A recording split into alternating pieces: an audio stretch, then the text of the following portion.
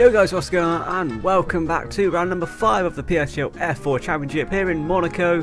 At the end of our fastest lap in qualifying, you can see we're on the ultra soft tyre, purely for an attempt at a strategy advantage. You'll see how that plays out later on in the video. But we currently sit P13 on the grid, and coming up to the line for the final time, we only go P12. And at the end of qualifying, we go down to P13. Now, you may think that was a mistake on my part, but that was completely intentional. Now, I don't normally show clips from the formation lap, but laggy person on Lewis said he was going to beat me this race. And on the formation lap, he spins it.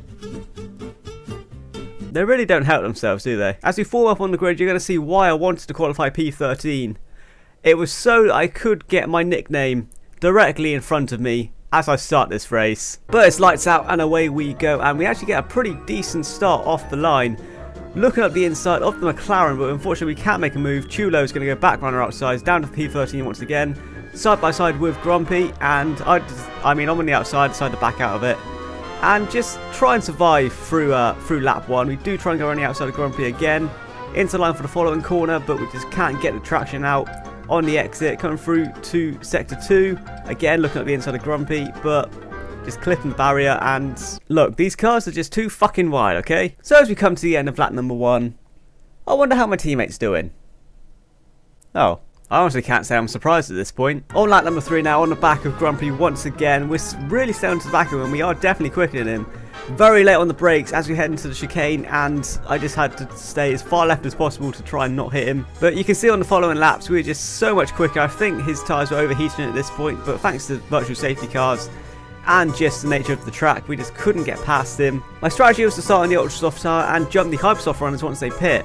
We'll see how that plays out later on in the race, but you can see we're just so much quicker thanks to, well, the two different tyre compounds, but we just can't get past Grumpy. Wacko, I know the irony, shut up. But as we come to the end of lap number 6, still behind Grumpy, but he finally pulls into the pit. So now it's time to push for a couple laps and try and jump the Hypersoft runners. So now that I've got some clear air, a bit of a break, some time to think, let's have a quick look back to see how my teammate's doing. So we put on lap number 9 for a set of the super soft tyres, and it does actually work out. We do actually go up to P11.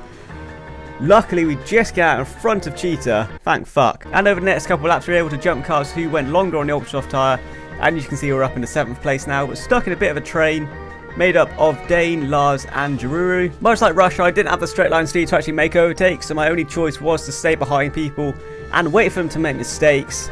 That was perfect timing, Lars. But on lap 19, Dane was really struggling, and I didn't really have much choice. I had to get past him eventually. Jaruru had got past him, and I was losing a lot of time to him, so I'm going to go for the cutback line through the casino section, up the inside, into Mirabeau. I think it's Mirabeau. And once I was on the inside, I knew I'd got the move done. Up into 5th place, and time to chase down Jaruru. Yeah, sure you would have, Josh. Moving on to lap number 39 now, and literally nothing else happened. We were able to catch the Haas and the Sauber of 2nd and 3rd, but with the straight line speed, we just weren't able to actually do anything. They didn't make any mistakes, so fair play to them. But you can see Jaruru really slow for the 3rd sector. We look for a move up the inside of the swimming pool section, but think better of it. And this is how the race is going to end. We had a very uneventful second stint once we got the move on Dane. But out the final corner, we've survived Monaco at least, and we're going to come home for the 2nd time in a row in P4. Just a post-editing bit of commentary here. Jaruru actually got a penalty for a move he did in Spain, so I got onto the podium. Fuck you, Josh.